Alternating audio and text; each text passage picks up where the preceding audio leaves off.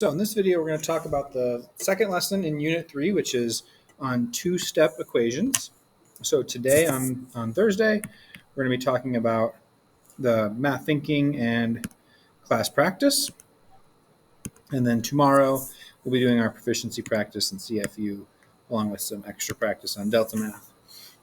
So it starts off with just a quick little review of solving one-step equations. So it'd be a good chance here to pause your video and try these out on your packet. Okay, so hopefully you've tried these out. Let's go ahead and go over them. Remember, I'm always looking for inverse operations. So when I look for these, I'm finding my x, and I'm looking for what's being done to the x. So I've got this plus 4. I know that the inverse operation is going to be to subtract 4. So I'm going to do that on both sides of the equation in order to keep it balanced. On this left-hand side, the plus 4 and the minus 4 makes 0. I'm just going to write the x. I'm not going to write x plus 0. And on the right-hand side, 6 minus 4 is 2. And then I can go ahead and plot that point on my number line.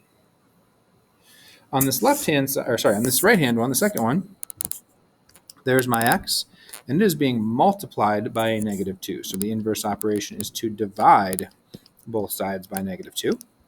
Negative 2 divided by negative 2 are inverses. Those are going to give you a coefficient of 1.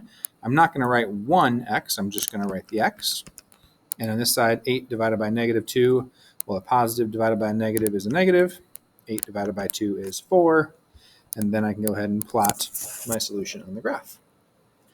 The other thing we're going to need to remember for this unit is what coefficients of x and negative x are. So whenever you just see an x, remember that's really a 1x. And if you see a negative x, that's negative 1x. 1x is fine. If we ever have 1x written down, we can always just change it to x. The problem is when we have this negative x, we do need to get rid of that negative sign. So it is just x. And to do that, we need to remember there's really a negative 1 in here. So there should be enough room on your paper to add the 1 in front of that x. And just like on that last example, if there's a negative 1 as the coefficient of x, to solve the equation, I'm just going to divide by whatever's in front of the x, but divide by negative 1. Because negative 1 divided by negative 1, well, a negative divided by a negative is positive, and 1 divided by 1 is 1, I get 1x. And I'm not going to write 1x, I'm just going to write the x. On this side, 10 divided by negative 1 is negative 10. A positive divided by a negative is going to give me a negative, and 10 divided by 1 is just 10. So on every single one of these, I'm going to divide by negative 1, divide by negative 1, and I get x equals negative 5. Here I'm going to divide by negative 1, divide by negative 1, and I get x on this side and negative 3 on this side. And I'll go ahead and switch it back around so it says x equals negative 3. So that's how we're going to solve equations when we've got just a negative x as a coefficient. We just divide by negative 1. So today we're talking about two-step equations. It says what happens if one or more operation is affecting the variable. Our goal is still the same. We want it to get, not n, I'm usually going to use x. We want it to get to the point where it says x equals a number. We are still using inverse operations.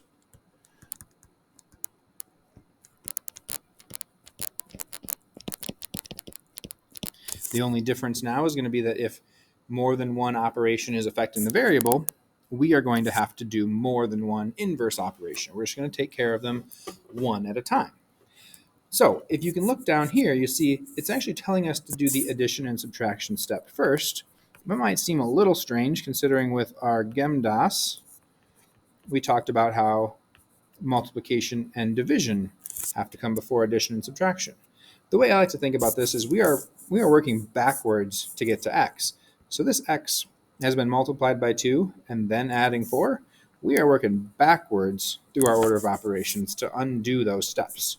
So that's why we're starting with addition and subtraction. But nothing really changes here. I'm going to look at my x and I'm going to see what has been added or subtracted. In this case, I see that plus 4. And so I'm going to use an inverse operation. The opposite, or the inverse of plus 4, is minus 4. I will do that to both sides. The plus 4 and minus 4 makes 0, so I just have 2x left over. On this side, 6 minus 4 is 2. Now I'm right back to what we were doing yesterday. There's just one more step to do. To get rid of this coefficient of 2, I'm going to divide by 2 on both sides, because 2 divided by 2 is 1x. I'm not going to write the 1, just the x. And on this side, 2 divided by 2 is 1. So my solution is x equals 1. I can definitely go and check my solutions at this point.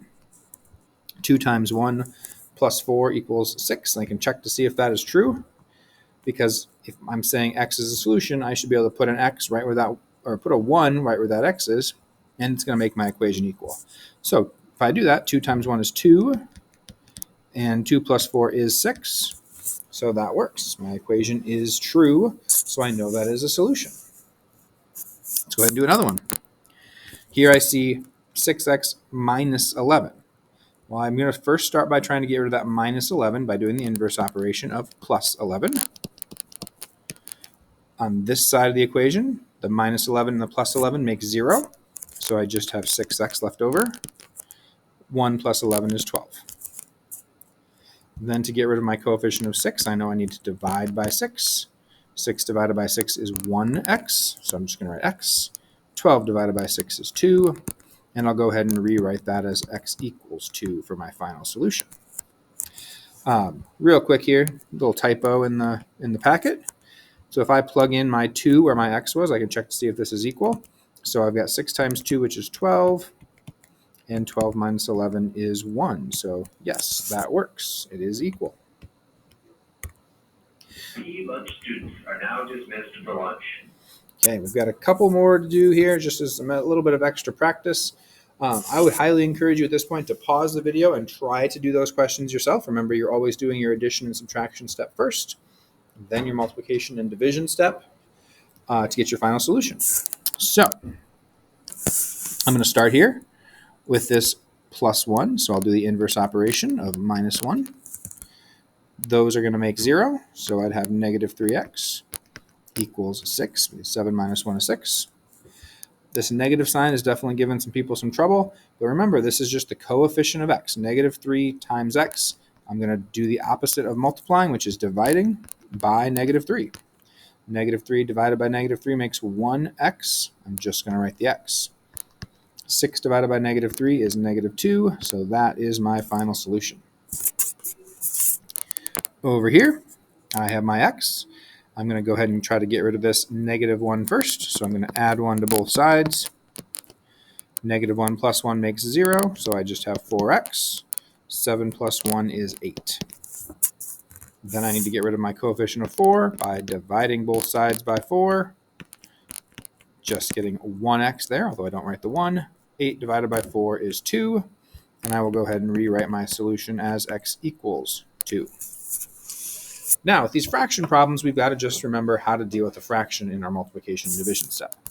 The first step of adding and subtracting is still the same. I see a plus 1 here by the x. I'm looking for the 1 by the x. Plus 1, so I'm going to subtract 1. Plus 1 minus 1 makes 0, so I just have 1/2 x left over. 7 minus 1 is 6. From there, to get rid of that 1/2, I'm going to multiply by the reciprocal. So I'm going to do times 2 over 1 times 2 over 1. We know that multiplying by the reciprocal just makes a coefficient of 1. I'm not going to write the 1. And here, multiplying straight across, 6 times 2 is 12. 1 times 1 is 1. And so I get x equals 12 as my solution. Over here, same idea, written a little bit differently. But if I see this minus 2, I'm going to do the inverse operation of plus 2. Plus 2 minus 2 makes 0. So I'd have 1/3 x. Negative 3 plus 2 is negative 1. Then I'll go ahead and multiply by the reciprocal. I'm trying to get rid of this 1/3, so I'm going to multiply by 3 over 1 and by 3 over 1. 3 over 1 times 1 over 3 is just x. 3 over 1 times negative 1 over 1, well, if I multiply the tops, 3 times negative 1 is negative 3. 1 times 1 is 1. And negative 3 over 1 is negative 3. So I'm going to rewrite that equation as x equals -3. The last couple of examples before we get to the word problems all just have to do with that -x and what's really going on there. You can see we left you a little bit of space here, so I want you to go ahead and just put those ones right in front of that x. That's a -1x in both cases. And from there, we'll go ahead and just solve like before. I'm looking at where my x term is, and I'm trying to get rid of that +1. So I'll use an inverse operation of -1. And so the -1 plus 1 cancels out. Sorry, makes 0. And -1x is left over there. I will bring that up here. When I say cancel out, that's not technically what's happening here. You'll hear that a lot in math. What we're really saying is that it makes 0, and so I'm not going to write +0. 7 minus 1 is 6. And then to get rid of that -1, I'm going to divide by -1. It's a coefficient just like any other number. I can divide by it to make 1. -1 divided by 1 is +1, and I don't write +1. 6 divided by -1 is -6, and that is my solution. Over here, I want to get rid of this -1 first, so the inverse operation is to add 1. That makes 0, so I'm left with -1x. Be careful with that. That negative sign goes with the -1x. And that gives me 8. And I will divide by -1, divide by -1 to give me a coefficient of +1, which I don't write. And 8 divided by -1 is -8. So at that point, we are down to our word problems. And we want to be really careful with reading these word problems. The actual equations are not going to be the most difficult ones, but setting up the word problem is going to be where the hard part is. So let's read this through once. The sum of twice Ellie's age and 24 equals the age of Ellie's mother. Ellie's mother is 32. Let E equal the age of Ellie. So when I see that word sum, that means I'm going to add them up. I've got twice Ellie's age and 24. So I know that Ellie, we're writing E right there. Twice Ellie's age, we're going to call 2E. So twice means multiply by 2. The sum of that and 24 means I'm going to be adding 24 to it. And that equals the age of Ellie's mother. So we're going to say equals 32. Then we can go ahead and solve our equation. So I'm going to subtract 24. 24 minus 24 makes 0, so I'm just going to have the 2e left over. 32 minus 24 is 8. Then I can divide by 2, because 2 divided by 2 is 1, which leaves me with just e. 1e equals 4. So Ellie is 4 years old. The last question here is a kind of a more traditional math question. It just says the difference of 3 times a number and 5 is 10. We're going to use n for our number. So 3 times a number would be 3n. When we see that word difference, that tells us to subtract. And it's the difference of 3n and 5. So 3n minus 5 equals 10. That's our equation to solve. So we're going to do the inverse operation. Plus 5, the inverse operation. Plus, why did I write an equal sign there? Plus 5 on both sides. The -5 plus 5 makes 0. So 3n is left over. 10 plus 5 is 15. Then we can divide by 3, because 3 divided by 3 is 1. I'm not going to write the 1. 15 divided by 3 is 5. So our number is 5. There we go. So we're solving two-step equations. The biggest thing to remember here, when you see equations like this that are kind of written in standard form on one side with a coefficient times x plus or minus a number, you're always doing that addition or subtraction step first, and then your multiplication or division step, because we are working our way back through the order of operations. Eventually, we'll get to the point where we actually keep doing more steps, and we might even have to get rid of an exponent at some point, but we're not quite there yet. For this year, mostly, it's going to be do that addition and subtraction step first, then do your multiplication and division step, and you will have isolated x.